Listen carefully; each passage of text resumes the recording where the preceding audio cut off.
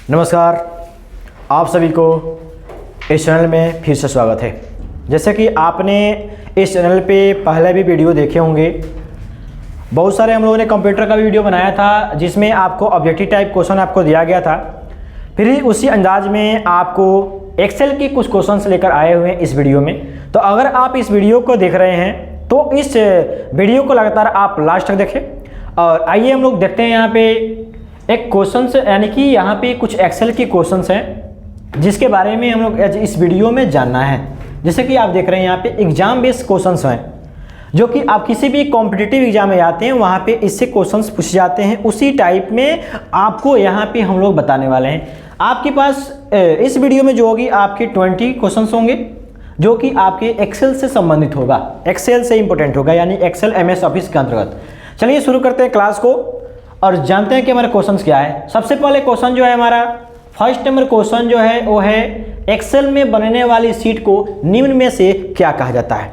आपके पास यहाँ पे 4 ऑप्शन दिया गया है। एक्सेल में बनने वाली शीट को निम्न में से क्या कहा जाता है। ऑप्शन 4 है जिसमें पहला ऑप्शन आता है डॉक्यूमेंट शीट, दूसरा फाइल शीट आता है और यहाँ पे स्फीयर शीट और फोल्डर शीट। ये 4 ऑप्शन है। और रही बात क्वेश्चन ये आ रहा है कहाँ से, एक्सेल के शीट से। तो आपको पता है कि एक्सेल के शीट जो होते हैं इस टाइप से होते हैं, जो इस प्रकार से होते हैं उसे हम लोग कॉलम बोलते हैं, जो पट आकार में होते हैं इसे रो होते हैं, और जो बीच में जो एक रो और कॉलम के मिलने से जो बनता है इसे हम सेल बोलते हैं, सेल बोलते हैं। और पूरी जो होती है इसे हम लोग पूरी को शीट कहते हैं, है ना। तो यहाँ पे इस वाले जो लाइनिंग जो खड़ा दिख रहे हैं इसे हम लोग कॉलम बोलते हैं, याद रहे, इसे कॉलम बोलते हैं। जो पट में ऐसे से दिख रहा है इसे हम लोग रो बोलते हैं।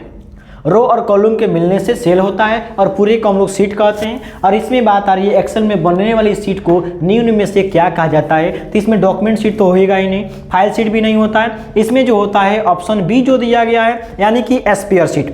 स्फीयर शीट, एक्सेल के शीट को हम लोग जो स्फीयर शीट के नाम से जानते हैं, यानी ऑप्शन जो बी है ये आपका सही होता है। फिर हम लोग देखते हैं नेक्स्ट क्वेश्चन हमारा क्या है। निम्नलिखित में से कौन सा इंटरनेट संबंधित पद नहीं है। जैसे आप देख रहे हैं ऑप्शन यहाँ पे एक ब्राउजर है, ऑप्शन बी में लिंक दिया गया है, ऑप्शन सी में प्रिंटर है और ऑप्शन डी में जो दिया गया है ये आपका है सर्च इंजन। यहाँ पे देख रहे हैं, यहाँ पे क्वेश्चंस क्या है, निम्नलिखित में से इंटरनेट संबंधी पद नहीं है, कौन सा है। तो आप ब्राउजर भी जानते हैं कि इंटरनेट से रिलेटेड है और यहाँ पे आपको लिंक भी पता है कि ये भी आपके क्या होते हैं, तो इंटरनेट से संबंधित है।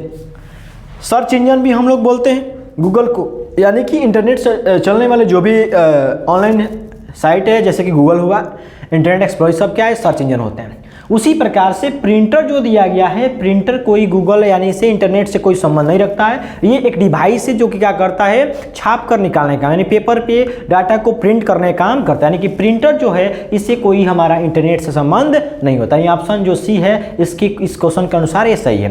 यानी कि नेक्स्ट क्वेश्चन हमारा क्या है, देखते हैं। तीसरा जो क्वेश्चन दिया गया है इसमें क्या है, इसमें क्वेश्चन ये है निम्नलिखित में से कौन सा स्टोरेज का माध्यम नहीं है। जैसे 4 ऑप्शन आप देख रहे हैं, इसमें क्वेश्चन ये है कि कौन ऐसा डिवाइस, जो 4 ऑप्शन यहाँ अवेलेबल हैं इन ऑप्शन में से कौन ऐसा एक ऑप्शन है जो स्टोरेज का काम नहीं करता है। जैसे हार्ड डिस्क, हार्ड डिस्क ये जो होता है ना कंप्यूटर का पार्ट होता है, ये भी क्या करता है, डाटा को परमानेंटली रूप में सेव करने का काम, यानी कि स्टोर करने का काम करता है। यहाँ पे फ्लैश ड्राइव जो होता है ये पेन ड्राइव का दूसरा नाम होता है, पेन ड्राइव को हम लोग फ्लैश ड्राइव के नाम से भी जानते हैं। और डीवीडी कैसेट जो होते हैं ये भी आपका क्या करता है, डिजिटल वीडियो डिस्क, इसका पूरा नाम होता है डिजिटल वीडियो डिस्क, जो ये भी डाटा को स्टोर करता है। जबकि यहाँ पे कीबोर्ड जो दिया गया है, ये कीबोर्ड ये कोई डिवाइस नहीं है, ये डिवाइस है लेकिन स्टोरेज डिवाइस नहीं है। ये डिवाइस है कौन सा, तो इनपुट डिवाइस होता है। ये जो डिवाइस है ये आपका इनपुट डिवाइस है, ये आपका लिखने का काम होता है, डाटा स्टोर करने का काम नहीं होता। इसलिए ऑप्शन जो है इसका इस क्वेश्चन के अनुसार ऑप्शन जो है सही है, यानी कि डी कीबोर्ड। नेक्स्ट क्वेश्चन हमारा क्या आता है, यहाँ पे क्वेश्चन आप देख रहे हैं चौथा नंबर में कि कंप्यूटरों के संदर्भ में सॉफ्टवेयर का क्या अर्थ होता है। तो कंप्यूटर के आधार पे सॉफ्टवेयर के का अर्थ होता है। तो यहाँ पे 4 ऑप्शन भी दिया गया है जिसमें फ्लॉपी डिस्क आता है, एक स्टोरेज डिवाइस होता है।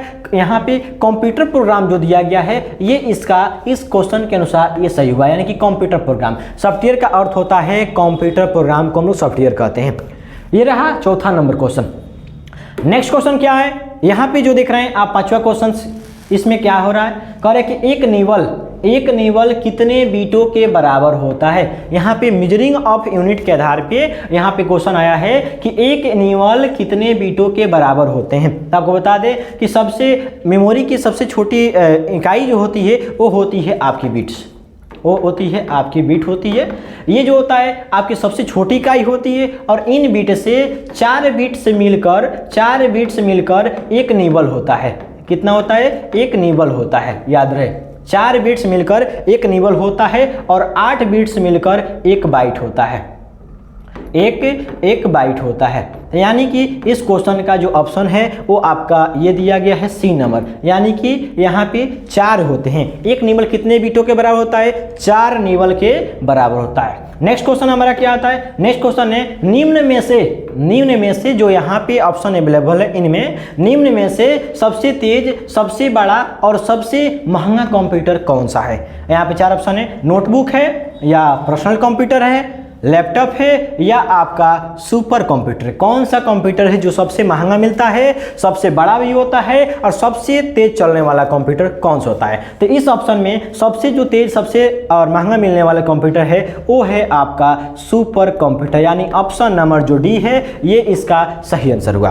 फिर देखते हैं नेक्स्ट क्वेश्चन हमारा क्या आता है। 7वां नंबर क्वेश्चन में आता है कि MS एक्सेल 2010 में, यहाँ पे MS एक्सेल 2000, हालांकि ऑफिस का बहुत सारे वर्जन होते हैं, से 7 हुआ, यहाँ पे 10 होते हैं, 16, 13, 19, ये सारे जो होते हैं बहुत सारे वर्जन हैं ऑफिस का। जिसमें क्वेश्चन ये है कि MS एक्सेल 2010 में बाय डिफ़ॉल्ट कितनी सीट होती है, 1 होती है या 4 होता है या 3 होता है या इनमें से कोई नहीं होता है। तो कुछ ऐसे ऑफिस है जिस ऑफिस में 1 आता है, बाय डिफ़ॉल्ट जो सीट आता है वो आपका 1 आता है, 1 सीट आता है। जैसे कि आप ऑफिस 16 पढ़ते हैं उसमें 1 सीट आता है, ऑफिस 19 पढ़ते हैं उसमें 1 आता है, और 7 जो आपके ऑफिस 10 है, ऑफिस 10 के एक्सेल में जो होती है सीट को 3 बताया जाता है। यहाँ पे 3, यानी कि आप 3 सीट भी लेते हैं, मैंने बाय डिफ़ॉल्ट 3 सीट होते हैं, उससे ज़्यादा भी आप ले सकते हैं। ये MS एक्सेल का क्वेश्चन है 10 में, बाय डिफ़ॉल्ट कितने सीट होती है, मतलब कि सेटिंग के अनुसार, मैंने आपको नहीं करना है, कंप्यूटर एक्सेल खोलने के कितने होते हैं, तो 3 होते हैं, याद रहे। नेक्स्ट क्वेश्चन हमारा क्या आता है, नेक्स्ट क्वेश्चन है MS एक्सेल में किन्हीं भी 5 स्टूडेंट की रिकॉर्ड का औसत ज्ञात करना हो, क्या करना हो, औसत ज्ञात करना हो, तो ज्ञात करने के लिए कौन सा फार्मूला का प्रयोग होता है। तो औसत की बात जहां भी आती है, औसत निकालने की बात आएगी तो आपके एक्सेल में फार्मूला होता है जो कि यहाँ पे दिया गया है, आपके 4 ऑप्शन में से कोई एक है। जैसे मैक्स को तो सबसे अधिक संख्या को देखने के लिए, यानी कि सर्च लाने के लिए मैक्स का प्रयोग होता है, सबसे छोटी संख्या को देखने के लिए मीन का प्रयोग, जोड़ना हो तो सम का प्रयोग, और औसत निकालने आता हो तो औसत निकालने के लिए हम लोग एवरेज का प्रयोग करते हैं। यानी कि किसी भी व्यक्ति का, किसी स्टूडेंट का औसत एवरेज निकालना हो तो उसके लिए एवरेज फार्मूला का प्रयोग हम लोग करते हैं। नेक्स्ट क्वेश्चन हमारा क्या आता है, हम अपनी वर्कशीट में हाइपरलिंक को निम्न में से किस शॉर्टकट को दबाकर जोड़ सकते हैं। तो याद रहे हाइपरलिंक अटैच करने वाला, हाइपरलिंक यानी लिंक लगाने की बात आती है और शॉर्टकट का बात आता है, तो शॉर्टकट जो होता है वो क्या होता है। तो याद रहे हाइपरलिंक का शॉर्टकट जो होता है वो होता है आपका Ctrl+K, यानी कि ऑप्शन बी जो दिया गया है ये इसका सही आंसर होगा, यानी कि Ctrl+K दबाने से आप हाइपरलिंक अटैच हो जाता है। नेक्स्ट क्वेश्चन हमारा क्या आता है, यहाँ पे इनमें से कौन सा फंक्शन के द्वारा करेंट डेट, यहाँ पे डेट की बात है, करेंट डेट इंसर्ट हो सकता है, करेंट डेट इंसर्ट कराई जा सकती है। कौन सा फॉर्मूला लगाएंगे जिससे हमारा एक्सेल के सीट पर करेंट डेट, मतलब कि जो हमारे कंप्यूटर का सेटिंग है वो कंप्यूटर में जो टाइमिंग हो रही है उस टाइमिंग के आधार पे हमारा सीट पे डेट टाइम आ जाना चाहिए, तो उसके आधार पे कौन सा फॉर्मूला का प्रयोग कर सकते हैं। तो याद रहे ऑप्शन जो बी दिया गया है, यानी कि टुडे फंक्शन के माध्यम से अपने सीट पे आप डेट ला सकते हैं। अगर टाइम लाना हो तो आप नाउ का प्रयोग कर सकते हैं, नाउ से आप ला सकते हैं समय, और टाइम लाना हो, डेट लाना हो तो टुडे का प्रयोग करते हैं। नेक्स्ट हमारा क्या आता है, एक्सेल में सीट का डिफ़ॉल्ट व्यू होता है, एक्सेल में सीट का डिफ़ॉल्ट व्यू क्या होता है। तो वर्क होता है, ऑटो होता है, रोमन होता है। तो एक्सेल जो सीट होता है बाय डिफ़ॉल्ट जो होता है ना, कभी भी होता है जब भी आप फर्स्ट टाइम एक्सेल खोलते हैं तो उसकी जो सीट होती है वो बाय डिफ़ॉल्ट नॉर्मल अवस्था में रहती है, नॉर्मल व्यू में दिखती है। मैंने जो व्यू देखने का तरीका है कैसे मोड में दिखता है, तो आपका नॉर्मल मोड में खुलता है जब भी खुलता है तो यानी ऑप्शन ए सी जो दिया है, एक्सेल का सीट बाय डिफ़ॉल्ट किस व्यू में दिखता है, मैंने व्यू मतलब देखना कैसे व्यू में दिखता है, तो आपको नॉर्मल अवस्था में दिखता है। नेक्स्ट हमारा क्या आता है 12 नंबर क्वेश्चन क्या है कि प्रीडिफाइंड फार्मूला होते हैं जो स्वतः गणना का कार्य करते हैं। प्रीडिफाइंड फार्मूला होता है जो स्वतः गणना कार्य करता है फंक्शन में, वर्ड ग्राफ, ऑटो सम या लॉजिकल। तो याद रहे प्री डिफाइंड फार्मूला जो होते हैं जो स्वतः गणना करता है, मतलब कि अपने आप गणना करता है, वो आपका होता है ऑटो सम जो दिया जाता है। ऑटो सम का मतलब कि ऑटो जोड़ने का, सम मतलब जोड़ना, ऑटो मतलब ऑटोमेटिक जोड़ने का जो फार्मूला होता है वो होता है ऑटो सम। तो ऑटो सम जो होता है स्वतः मतलब कि अपने अनुसार, मतलब खुद फार्मूला खुद सेटिंग अपना कर लेता है, यानी ऑटो सम के माध्यम से वो स्वतः कार्य कर सकता है। यानी ऑप्शन नंबर सी जो होती है इसकी सही आंसर होती है। नेक्स्ट हमारा क्या आता है, यहाँ पे देखते हैं एम एस एक्सेल में जो कि संशोधन के काम आती है, संशोधन के काम आती है वो है एम एस एक्सेल में जो कि संशोधन के काम आती है वो है क्या है। तो यहाँ पे आप देख रहे हैं ऑप्शन ए है F1, बी F2, F3 और F4। तो यहाँ पे एम एस एक्सेल में जो की है संशोधन के रूप में आने वाली जो की है वो है आपका ऑप्शन बी यानी कि F2, यानी F2 जो होता है इस संशोधन में कार्य होता है।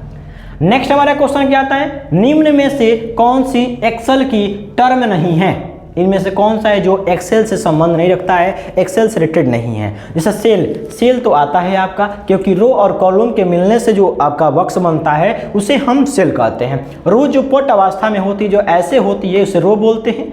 कॉलम किसे बोलते हैं, जो इस प्रकार से खड़ी लाइनें होती है उसे कॉलम बोलते हैं। और जो इसके दोनों के मिलने से जो एक बॉक्स तैयार होता है इसे हम क्या बोलते हैं, इसे हम सेल बोलते हैं। और डॉक्यूमेंट रही जो आपका डी नंबर जो ऑप्शन दिया गया है ये इससे एक्सेल की कोई संबंध नहीं है। डॉक्यूमेंट जो होता है आपका एमएस वर्ड में जो काम होता है, तो एमएस वर्ड के फाइल को हम लोग डॉक्यूमेंट के नाम से जानते हैं, इसलिए एक्सेल की कोई संबंध इससे नहीं है। तो ऑप्शन डी जो है सही होता है।